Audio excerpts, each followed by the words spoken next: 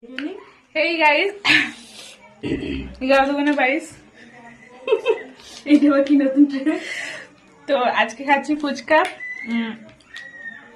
আমার মানে শরীর মন কোনোটাই ভালো নেই, তবু ফুচকা যখন হয়েছে ফুচকা তো ছাড়া যায় না। তো ফুচকা খাচ্ছি আমি আর মাসি। দারুণ টেস্টি। আমার দেখেন না, এই যে অ্যামেজিং।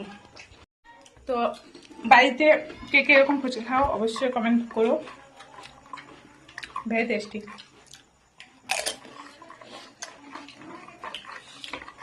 আর একটা লাস্ট শেষ।